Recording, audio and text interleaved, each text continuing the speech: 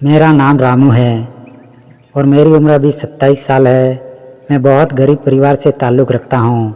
इस दुनिया में मेरे माँ के अलावा मेरा और कोई नहीं था। मैं एक छोटे से गांव का रहने वाला था जो शहर से काफ़ी दूर था। हमारे रहने के लिए एक टूटा फूटा घर था जिसमें मैं और मेरी माँ रहते थे। मैं ज़्यादा पढ़ा लिखा नहीं था, इसलिए मजदूरी करके अपना गुजारा कर रहा था। मेरे गांव से कुछ ही दूर पर नेशनल हाईवे का मेन रोड पड़ता था। उस हाईवे पर ही एक छोटा सा टपरी वाला होटल था। इतने कम पैसे में थोड़ा अच्छा खाना मिल जाता था। उस दिन जब मैं वहाँ पास के शहर से काम करके वापस लौट रहा था तो मैंने सोचा कि क्यों नहीं आज देसी खाना खाया जाए। मेरे पास थोड़े बहुत पैसे थे, इसलिए मैं उस टपरी वाले होटल पर खाना खाने चला गया। जब मैं उस होटल पर गया तो मैंने देखा कि एक अकेली औरत उस होटल को संभाल रही थी। उस औरत की उम्र यही कोई 29 या 30 साल के आसपास होगी। वह ज़्यादा गोरी थी, लेकिन उसकी शरीर की संरचना इतनी खूबसूरत थी कि वह किसी फिल्म की हीरोइन से कम नहीं लगती थी। फ़र्क सिर्फ इतना था कि वह बहुत गरीब थी, जिसके चलते ज़्यादा साफ़ सुथरे कपड़े भी नहीं पहनती थी। मैंने देखा वह अपने ग्राहक से बहुत ही अच्छे से पेश आ रही थी। उसके चेहरे पर एक अलग ही चमक थी। वह होटल ऐसी जगह था जहाँ पर बहुत ही कम लोग आते जाते थे, बस थोड़े ही लोग वहाँ आते थे। मैं अंदर जाकर कुर्सी पर बैठ गया और मैं अपना खाने का ऑर्डर दे दिया। थोड़ी ही देर में वह खाना लेकर मेरे सामने रख दिया।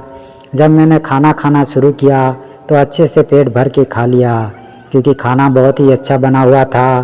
खाना खाने के बाद जब मैं पैसे देने लगा तो मैंने पूछ लिया कि आप यहाँ अकेली काम करती है। वह कहने लगी कि हाँ, ज़्यादातर मैं अकेली ही रहती हूँ, क्योंकि मेरे पति इस पर ज़्यादा ध्यान नहीं देते। उस वक्त मेरे मन में ख्याल आया कि क्यों ना इस होटल पर काम पूछ लिया जाए। अगर यहाँ काम मिल जाता है तो एक ही जगह पर रहकर काम करना पड़ेगा और कहीं जाने की ज़रूरत भी नहीं है। उसका नाम पूछा तो उसने अपना नाम नैना बताया। फिर मैंने पूछा कि आप यहाँ अकेली काम करती है, अगर आप अपने होटल पर मुझे भी काम दे दे तो अच्छा होगा। मैं यही पास के गांव का रहने वाला हूँ। मैं आपकी मदद कर दिया करूँगा, जिससे आपको भी थोड़ा आराम मिल जाएगा। पहले तो उसने काम देने से मना कर दिया, लेकिन मैंने फिर से समझाया तो वह मान गई। मैंने कहा, क्या मैं आपको भाभी कहकर बुला सकता हूँ? उसने कहा, हाँ, क्यों नहीं। मैंने कहा कि भाभी, मैं कल काम पर आ जाऊँगा। उस वक्त मैं काफ़ी कुछ समझ चुका था। नैना भाभी के अब मुझे काम करने का मौका मिला था, जिसे मैं गंवाना नहीं चाहता था, क्योंकि जब मैंने पहली नज़र नैना भाभी को देखा तब ना जाने मेरे दिल में एक अलग ही भावना जाग उठी थी। वह गरीब थी, लेकिन उसका दिल बहुत साफ था। मैं मन ही मन कई बार सपने देखता रहा। वैसे भी तो गरीब ही था, मगर इस गरीब को इतनी खूबसूरत भाभी का साथ मिले तो कैसे मना कर सकता था। मैं उस वक्त अपने घर वापस आ गया। फिर मैंने अपने माँ से कहा कि माँ, मैं यहीं हाईवे के पास जो छोटा सा टपरी वाला होटल है वही काम करूँगा। अगले दिन सुबह 8 बजे मैं उस होटल पर पहुँच गया। मैंने देखा कि नैना भाभी होटल की साफ़ सफाई कर रही थी। दरअसल होटल के पीछे ही उनका रहने का कमरा बना हुआ था, इसलिए वह जल्दी से उठकर काम करने लगती थी। मैंने कहा, भाभी, अब मैं आ गया हूँ तो आप रसोई का देखो और मैं यह काम करूँगा। मैंने नैना भाभी के हाथ से झाड़ू लिया और होटल में लगाने लगा। नैना भाभी अपने रसोई में सब्जी काटने बैठ गई। मैंने कहा, भाभी अकेली कैसे संभाल रही थी? क्या आपका और कोई नहीं है? नैना भाभी कहने लगी कि मेरे पति हैं, लेकिन वह हमेशा नशे में चूर रहते हैं। वह कभी कभी मेरे काम में मदद कर देते हैं, नहीं तो मैं खुद सब काम करती हूँ। मैं उस टपरी वाले होटल में काम करने लगा था और नैना भाभी से अब अच्छे से बातचीत होने लगी थी। मैं उनकी बातें सुनकर पूरा दिन खुश रहता था। पता नहीं क्यों नैना भाभी को देखकर मुझे बहुत खुशी होती थी। एक दिन मैंने नैना भाभी से पूछा कि भाभी, आपकी कोई संतान नहीं? मेरी बात सुनकर वह बहुत उदास हो गई और कहने लगी कि नहीं, अभी तक तो मुझे कोई संतान का सुख नहीं मिल पाया है। नैना भाभी कहने लगी कि मेरी शादी को 9 साल हो गए हैं, लेकिन मैं अभी बिना संतान के जी रही हूँ। मेरी शादी के कुछ दिन बाद ही मेरे ससुर की मौत हो गई। मेरे पति अपने माता पिता की इकलौती संतान थे। मेरी शादी एक झूठ की बुनियाद पर हुई थी। मेरे ससुर ने मेरी शादी झूठ बोलकर करवाई थी कि उनका बेटा बहुत अच्छा है, उसके अंदर किसी तरह की कोई बुरी आदत नहीं है। लेकिन जब शादी करके मैं उनके ससुराल आई तो पहली ही रात को मेरे पति नशे में चूर थे। जब वह रात को कमरे में आए तो मैंने देखा कि वह शराब पीकर पूरे नशे में चूर थे। उसी वक्त मुझे अपने पति की सच्चाई का पता चला। मेरे सारे सपने, मेरे सारे अरमान उस दिन चूर चूर हो गए। उस वक्त मैं अपने किस्मत पर बहुत रोई। अगले दिन मैंने इस बारे में अपने माँ बाप से बताया, लेकिन वे लोग कहने लगे कि अब तुम्हारी शादी हो गई है, अब किसी वजह से अपना घर बसा लो, अब किसी तरह से अपना घर बसा लो, क्योंकि हम गरीब की हैसियत इतनी नहीं है कि हम अपने बच्चे को दोबारा से शादी करवा सके। यह सब सुनकर मुझे विश्वास हो गया था कि अब मुझे इसके साथ ही जीवन बिताना पड़ेगा, और तब से आज तक ऐसे ही जी रहे हैं। नैना भाभी के मुंह से इतना कुछ कहने के बाद मुझे बड़ा अजीब से लगा। इतनी अच्छी ज़िंदगी को किसके हाथों में दे दिया।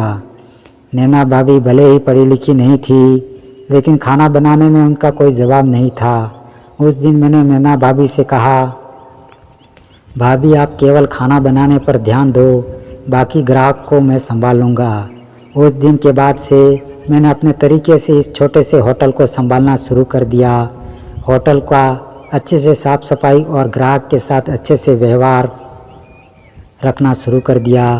कुछ ही दिनों में होटल पर ग्राहकों की संख्या बढ़ने लगी। यह देखकर मैं और भाभी बहुत खुश थे। नैना भाभी अब किचन में ज़्यादा ध्यान देने लगी, जिससे खाना और बढ़िया बनने लगा। खाना ज़्यादा स्वादिष्ट होने से ग्राहक भी अच्छे खासे आने लगे थे। इसी तरह मेरा होटल पर 1 महीना पूरा हो गया। अगले दिन नैना भाभी मुझे मजदूरी देने लगी, तो मैंने अपने मजदूरी में से कुछ पैसे वापस दे दिए और मैंने कहा कि कुछ पैसे आप रख लें और इस पैसे से अपने लिए एक अच्छा सा कपड़ा ले लेना, क्योंकि मैं जब से यहाँ आया हूँ तब से मैं देख रहा हूँ कि आप इसी कपड़े को बार बार पहन रही हैं। अगर आप थोड़ा अच्छा कपड़ा पहने के और साफ़ सफाई पर ध्यान दें तो आप और भी ज़्यादा अच्छे दिखेंगे। मेरी बात सुनकर उनकी आंखों में आंसू आ गए। वह कहने लगी कि आज तक मुझे मेरे पति ने भी कभी नहीं कहा कि नए कपड़े लें, और ना ही कभी कपड़े के लिए पैसे दिए। मैंने कहा कि आप इतना उदास क्यों हो रही हैं, तब वह कुछ नहीं बोली। फिर मैंने कहा परेशान मत होइए। इसी तरह कुछ दिन और गुजर गए और होटल अब पहले से बेहतर चलने लगा था।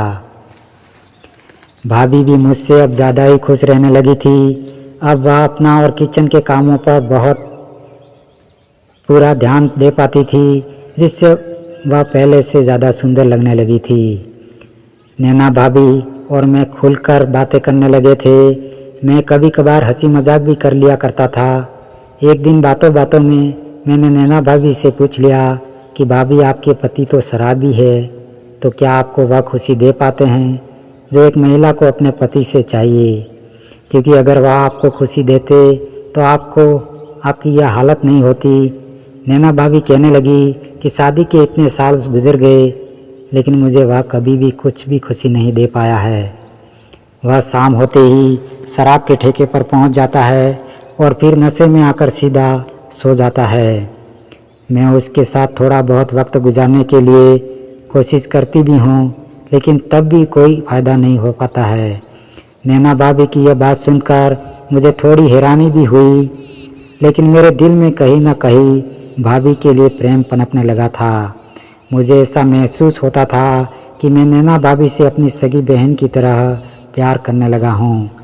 जब मैं नैना भाभी के करीब होता था तो मुझे एक अलग खुशी मिलती थी। वह सुकून कहीं और नहीं मिल पाता था जो नैना भाभी के पास रहकर मिल रहा था। मैं सोच रहा था कि मैं यह बात नैना भाभी को बताऊं, लेकिन फिर मैंने सोचा कि मैं उनके पास काम करता हूं। अगर इस बात से भाभी को बुरा लग गया तो हो सकता है कि वह मुझे काम से निकाल दे। यह सब सोचकर मैं चुप रहा। 4 दिन बाद नैना भाभी के पति का तबीयत काफ़ी ख़राब हो गई। मैं और भाभी उसे अस्पताल लेकर गए तो डॉक्टर ने बताया कि जहरीली शराब पीने से उनकी मौत हो गई है। यह खबर सुनकर नैना भाभी रोने लगी। वह कहने लगी कि वह भले ही निकम्मा था लेकिन मेरा पति था। अब मैं एक विधवा की ज़िंदगी कैसे गुजार लूँगी। कम से कम पति के होने से मुझे तसल्ली तो रहती थी कि मेरा पति जिंदा है। मैंने भाभी को समझाया और चुप कराया और कुछ दिन तक मैं अकेले ही होटल को संभाला। नैना भाभी का चेहरा बिल्कुल ही मुरझा गया था। मैं समझाने की बार बार कोशिश करता रहा लेकिन वह कोशिश थोड़ी ही देर तक काम करती। इस घटना को 25 दिन बीत गए थे। तभी एक दिन वह यह कहने लगी कि मैं रात को यहाँ अकेली रहती हूँ तो मुझे अकेले डर लगता है। अगर तुम भी यहाँ रुक जाओ तो अच्छा रहेगा। नैना भाभी की ऐसी बात सुनकर मैं हाँ कर दिया क्योंकि मैं भी तो भाभी के उस वाले किचन में काम करना चाहता था। यह मौका खुद भाभी ने ही मुझे दिया था। उस वक्त मेरे मन में एक अलग भावना जाग उठी थी। मैं नैना भाभी के उस शानदार किचन में काम करना चाहता था। मैं उन्हें वो खुशी देना चाहता था जो अब तक भाभी को नहीं मिली थी। किसी तरह दिन गुजर गए और रात हो गई। अब होटल बंद करने के बाद ही हम अपने कमरे में सोने चले गए। उनके कमरे के बाहर की चारपाई अंदर ले गया।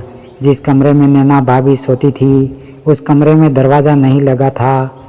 जब आधी रात हुई तो मैंने देखा कि नैना भाभी बिल्कुल ऐसे सो रही थी कि अगर कोई देख ले तो ऐसा लग रहा था जैसे कोई चोर चोरी के इरादे से आए और चोरी का इरादा बदलकर कुछ और, क्योंकि वह पूरे दिन कड़ी मेहनत करती थी। यह सब देखकर मेरे मन में एक अजीब सी बेचैनी होने लगी। आखिर मैं एक जवान मर्द था और मेरे अंदर भी जज्बात थे। बहुत देर तक यह सब देखने के बाद मेरे दिमाग में तरह तरह के सपने बुनते हुए मैं कम नींद की आगोश में समा गया, पता ही नहीं चला। इस तरह हम दोनों ने दिन रात कड़ी मेहनत करके टपरी वाले होटल को एक शानदार होटल में तब्दील कर दिया। जब सुबह हुई तो नैना भाभी के चेहरे पर एक अलग ही खुशी दिखाई दे रही थी, लेकिन वह मुझसे बार बार अपनी नज़रें चुरा रही थी। शायद वह रात वाली घटना से शर्मा रही थी। अब मेरी और नैना भाभी के बीच यह सब रोज़ होने लगा था। मैं भी उन्हें खुश रखने में कोई कसर नहीं छोड़ रहा था। इसी तरह 2 महीने गुजर गए तो भाभी की एक दिन अचानक से तबीयत खराब हो गई। मैं तुरंत उन्हें डॉक्टर के पास ले गया तो डॉक्टर ने बताया कि वह माँ बनने वाली है। यह खबर सुनकर तो भाभी एकदम से घबराने लगी कि यह बात अगर लोगों को पता चलेगी कि मैं बिना पति के माँ बनने वाली हूँ तो मेरे बारे में लोग गलत ही सोचेंगे। हो सकता है कि होटल पर आने वाले लोग मुझे गंदी नज़रों से देखें। अगर ऐसा होता है तो मैं कहीं मुंह दिखाने के लायक नहीं रहूँगी। मैं नैना भाभी को लेकर उनके कमरे पर आ गया, लेकिन मैं देख रहा था कि भाभी बहुत परेशान लग रही थी। जब मैंने उनको परेशान हो देखा तो मुझसे रहा नहीं गया। मैंने पूछा कि भाभी क्या बात है, आप इतने परेशान। नैना भाभी कहने लगी कि रामू, मैं एक विधवा हूँ और मैं एक बच्चे की माँ बनने वाली हूँ। अगर यह बात लोगों को पता चली तो लोग मुझे बुरी नज़रों से देखेंगे। भाभी रोने लगी और कहने लगी कि अब मेरी इज्जत बचाना तुम्हारा काम है, क्योंकि मेरे पेट में पल रहा बच्चा भी तुम्हारा ही है। इस वजह से तू इस बच्चे का बाप है। मैं उनकी भावनाओं को समझ गया था कि वह क्या कहना चाह रही है। तो मैंने भाभी से कहा कि आप परेशान मत होइए, हम कल ही किसी मंदिर में जाकर शादी कर लेंगे, क्योंकि मैं भी आपको हमेशा के लिए अपना बनाना चाहता हूँ। मेरी बात सुनकर भाभी की आंखों में खुशी के आंसू बहने लगे। वह कहने लगी कि रामू, तुम कितने अच्छे हो जो मेरी भावनाओं को समझ जाते हो। अगले ही दिन मैं पुजारी से बात करके नैना भाभी के साथ मंदिर में शादी कर लिया। वैसे भी तो हम गरीब ही थे, हमें इतनी अच्छी लड़की कौन देता। मेरी माँ भी इस शादी से खुश थी और नैना भाभी को खुशी खुशी अपना बहू मान लिया, जो हमारी मालकिन थी। नैना भाभी अब वह मेरी पत्नी बन चुकी थी। मैं भी भाभी को अब नाम से ही बुलाने लगा। वह बहुत खुश थी। मैं और नैना मिलकर होटल को अच्छे से संभालने लगे। फिर कुछ दिनों में से हमारी आमदनी भी बढ़ गई और धीरे धीरे इस टपरी वाले होटल को हमने एक अच्छे से होटल का रूप दे दिया, जिससे अब होटल भी काफ़ी अच्छा चलने लगा था। कुछ दिनों में मैंने कुछ लड़कों को अपने होटल में रखकर मेरी पत्नी नैना के काम में थोड़ी राहत दी, जिससे वह बहुत ही ज़्यादा खुश रहने लगी थी। कहते हैं कि अगर आपकी नीयत अच्छी हो तो सब कुछ अच्छा ही होता है। दोस्तों, यह कहानी अच्छी लगी हो तो वीडियो को एक लाइक करके चैनल को सब्सक्राइब ज़रूर करें तथा बेल आइकन पर क्लिक करना बिल्कुल ना भूलें, जिससे आगे आने वाली वीडियो आपको सबसे पहले मिलेगी। धन्यवाद।